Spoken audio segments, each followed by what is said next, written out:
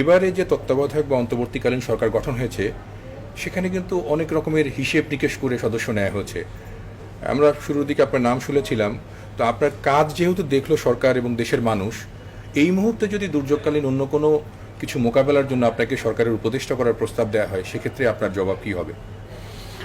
দেখুন, ইতোমধ্যে আমাকে যখন প্রস্তাব দেওয়া হয়েছে আমি কিন্তু বলেছি যে দেশে আলহামদুলিল্লাহ অনেক যোগ্য মানুষ আছে। আমার মনে হয় না যে দেশে কোনো সেক্টরে আমার চাইতে যোগ্য মানুষের অভাব আছে, যার কারণে আমি বিনয়ের সাথে বলতে চাই যে যারা যেই কাজের জন্য যোগ্য তাদেরকে সেখানে বসালেই দেশ এগিয়ে যাবে ইনশাল্লাহ। আমাকে রাষ্ট্র যদি কোনো কাজের জন্য প্রয়োজন মনে করে যেটা আসলে আমার করার মতো কাজ, আমি ডেফিনেটলি সেখানে রাষ্ট্রকে সহযোগিতা করতে প্রস্তুত। বাট অ্যাজ এ উপদেষ্টা আমাকে কাজ করতে হবে, আমি এটাকে আসলে আবশ্যক মনে করি না। মানুষের জন্য কাজ করতে হলে ক্ষমতা বা চেয়ারের যে খুব বেশি প্রয়োজন হয় এটা আমি অন্তত ফিল করি না। আমি মনে করি যে আমি আমার জায়গা থেকে অনেক কাজ করার সুযোগ আছে, এবং অন্য অনেককে আমি বলবো যে আপনারা প্রত্যেকে যার যার জায়গা থেকে দেশকে অনেক কিছু দেওয়ার সুযোগ আছে, আপনারা সবাই এগিয়ে আসুন। বাট আমাকে রাষ্ট্র যদি কোনো দায়িত্ব দেয় যেটা আসলে আমার জন্য উপযোগী মনে হয় যে এটা আমার করা সম্ভব বা আমার দ্বারাই বেশি ভালো করা সম্ভব, আমি ডেফিনেটলি সেখানে অবসর হব। তবে উপদেষ্টা হিসাবে আমার মনে হয় না যে আমি খুব পারফেক্ট ব্যক্তি, কারণ আমার চেয়ে অনেক বেশি যোগ্য মানুষ আছে দেশে। 100 কোটি টাকার ত্রাণ বাংলাদেশে এর আগে এভাবে বেসরকারি কোনো সংগঠন একসাথে করেনি, মানে এত স্বল্প সময়ের মধ্যে এবং এত দ্রুততার সাথে। তো এটা তো আমরা আশা করি যে ভবিষ্যতে হয়তো 1000 কোটি টাকারও একটা প্রকল্প হতে পারে। সেক্ষেত্রে আপনার গাইডলাইনটা কি, মানে স্বচ্ছতার সাথে এবং মানুষের এই যে ভালোবাসা বিশ্বাসটা অব্যাহত রেখে এরকমের প্রকল্প করার ক্ষেত্রে আপনার মডিউলটা কি বা গাইডলাইনটা কি? দেখুন, দুইটা জিনিস। এক হলো যে গভর্নমেন্টের তরফ থেকে যে সহযোগিতাটা আমাদের দরকার সেটা থাকা উচিত। এবার যেটা আমরা পেয়েছি যে কোনো প্রকার উটকো ঝামেলা, অহেতুক ডিস্টার্ব যেটাকে বলা হয়, সেটা ছিল না, যার কারণে মানুষ স্বতঃস্ফূর্তভাবে অংশগ্রহণ করতে পেরেছে, আমরাও পুরো কাজটা সুন্দরভাবে শেষ করতে পেরেছি। আরেকটা বিষয় হলো যে আপনারা মিডিয়াগুলো যারা আছেন আপনারা যদি এগিয়ে আসেন তাহলে এই কাজগুলো আরও ভালোভাবে করা সম্ভব। বিকজ আপনারা যদি কোনোটাকে দেখা যাচ্ছে যে আপনারা আন্ডার এস্টিমেট করেন বা কোনোটাকে যদি আন্ডারমাইন্ড করেন যে একটা বড় কাজ হয়েছে কিন্তু সেটা আপনি নিউজ করলেন না বা সেটাকে আপনি ইগনোর করলেন, তাহলে কিন্তু দিন শেষে মানুষ ভালো কিছু করতে উৎসাহিত হবে না। আমার মনে হয় যে বেসরকারি উদ্যোগে এদেশে অনেক কিছু করা সম্ভব। এই সম্ভাবনার একটা বড় কারণ হলো যে আমরা জানি যে সরকারি প্রতিষ্ঠানগুলোর প্রতি নানা কারণে মানুষের কিন্তু আস্থা উঠে গেছে। আমি একটা উপমা যদি আপনাকে দিই, সরকারি যে জাকাত তহবিল আছে, এই জাকাত তহবিল আমরা মিডিয়ার মারফত জানতে পারি যে খুব অল্প পরিমাণ টাকা উঠে। এখন আমার কথা হলো যে সারা দেশে মেজরিটি মানুষ যেখানে মুসলমান, প্রায় সবাই যারা জাকাত যাদের উপর আসে তারা সবাই প্রায় কম বেশি জাকাত দেওয়ার চেষ্টা করে, কিন্তু গভর্নমেন্টের ফান্ডে জাকাত কেন জমা হচ্ছে না? অথচ বেসরকারি খাতে, শুধু আমাদের কেন, মাদ্রাসাগুলোতে প্রচুর পরিমাণ জাকাত দিচ্ছে। এখানে আস্থার সংকট আছে। আস্থার সংকটটা যতদিন দূর করা না যাবে ততদিন পর্যন্ত সরকারি প্রতিষ্ঠানগুলো থেকে মানুষ মানে সেরকম সেবা পাবে সে আশায় মানুষ ডোনেশন করবে না। তো এখন যে নতুন বাংলাদেশে নতুন করে আমরা স্বপ্ন দেখছি, আমার মনে হয় যে আমরা সেই সুযোগটা পাবো, বাংলাদেশ হয়তো সেদিকে যাবে ইনশাআল্লাহ, সেই স্বপ্ন তো আমরা দেখছি। আর এমনিতে আসুনা ফাউন্ডেশন সহ বেসরকারি প্রতিষ্ঠানগুলো আপনি যেমনটি বলেছেন 100 কোটি টাকার প্রজেক্ট নিয়ে কাজ করতে পারে, এই সম্ভাবনা যে খুব জোরালো আছে সেটা কিন্তু এইবারের বন্যা থেকে আমরা শিখেছি এবং জেনেছি। সো আমার মনে হয় সরকারের জায়গা থেকে সহযোগিতা প্রয়োজন, মিডিয়ার ভাইদের সহযোগিতা প্রয়োজন, সবাই যদি সবার থেকে সহযোগিতা থাকে এবং আমাদের ট্রান্সপারেন্সি নিশ্চিত করবার যতগুলো ওয়ে আছে যদি সেটা সবগুলো খুলে দেওয়া হয় এবং আমাদেরকে বাধ্য করা হয় তোমরা তোমাদের সততা নিশ্চিত করো, জবাবদিহিতা নিশ্চিত করো, আমার মনে হয় যে প্রতিষ্ঠান আমরা শুধু নয় প্রত্যেকটা প্রতিষ্ঠান এগিয়ে আসা উচিত এ ব্যাপারে। আসুনা ফাউন্ডেশন শুরু থেকে এ পর্যন্ত প্রতিটা টাকার হিসাব আলাদা করে দিয়ে দেয়, একদম পাবলিকলি ওপেন প্ল্যাটফর্মে সোশ্যাল মিডিয়াতে আমরা প্রচার করি আমাদের ডাল কত টাকা কত পয়সা কিনেছি কোন ব্র্যান্ডের কি। তো এইটা যদি আমরা করতে পারি আমার মনে হয় যে হয়তোবা দিন শেষে খুব ভালো একটা জায়গায় আমরা যেতে পারবো, কারণ এদেশে মানুষ কল্যাণকামিতার ব্যাপারে খুবই ঐক্যবদ্ধ। প্রয়োজন শুধুমাত্র তাদের কাজের সে পরিবেশ দেওয়া এবং যোগ্য নেতৃত্ব দেওয়া এবং ট্রান্সপারেন্সি নিশ্চিত। এবং এই যে ত্রাণ চুরি, গম চুরি, চাল চুরির যে অভিজ্ঞতা বাংলাদেশে, সেটা কি দূর হবে বলে মনে করছেন আপনি?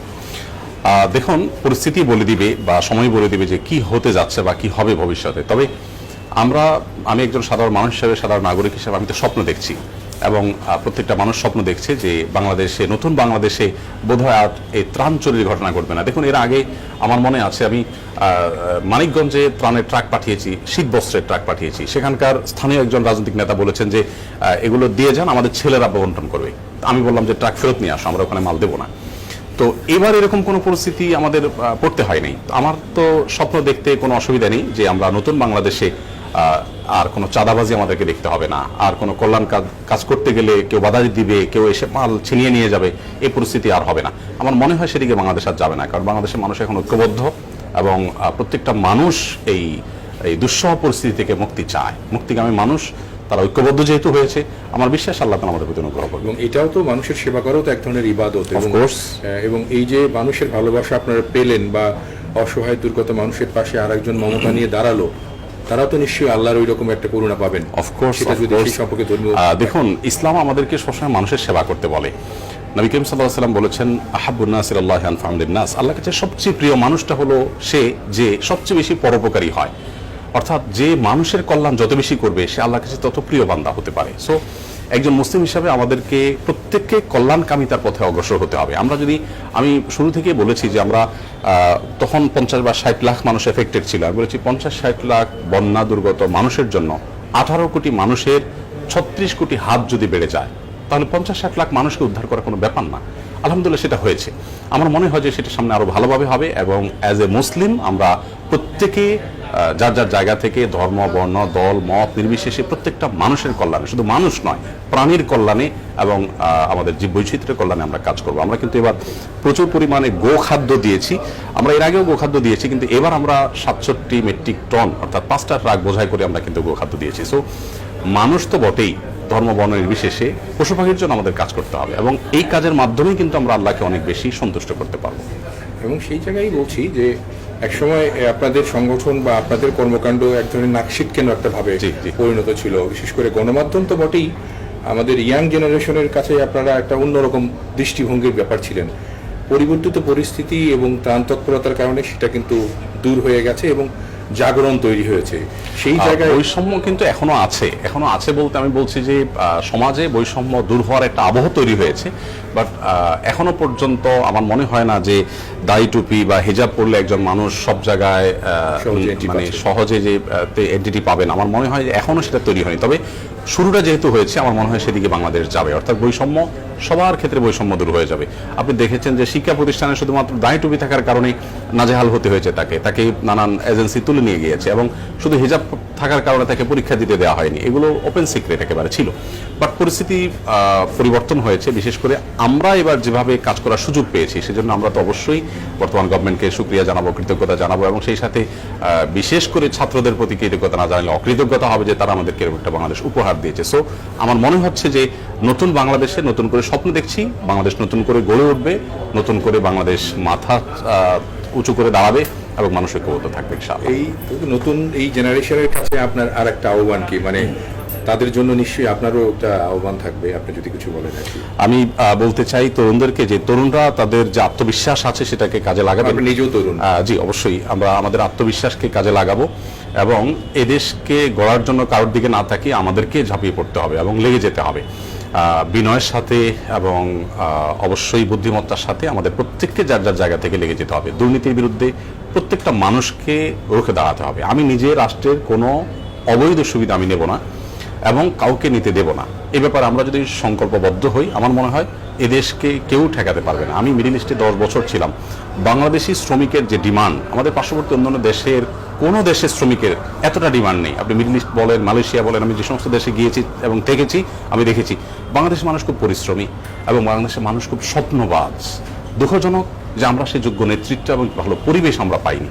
দেশি পরিবেশ পাওয়া যায়, অনেক কিছু করা সম্ভব। এখন তরুণদেরকে আমি বলবো, তারা যদি সেই পরিবেশটা নিশ্চিত করে যে মানুষ স্বাধীনভাবে সবকিছু করতে পারবে, মানুষকে কেউ হয়রানির শিকার করবে না, কেউ চাঁদাবাজি মাস্তানি করতে আসবে না, তাহলে ইনশাআল্লাহ আমার মনে হয় যে নতুন বাংলাদেশ গড়ে তোলা অনেক বেশি সহজ হবে। তরুণদেরকে জাগতে হবে, জাগাতে হবে এবং এই অপশাসন এবং দুর্নীতির বিরুদ্ধে প্রত্যেককে সংগ্রাম করতে হবে। ভালোর সাথে আসলে আমরা সবাই থাকি এবং দেশটা ভালো হোক, এটাই তো আসলে আমাদের আমরাও চাই যে এই দেশের যে তরুণরা প্রত্যাশা করছে সেটা সফল হোক। আপনাকে অনেক ধন্যবাদ, ভালো থাকবেন, আবারও কথা হবে। হ্যাঁ, ইনশাআল্লাহ।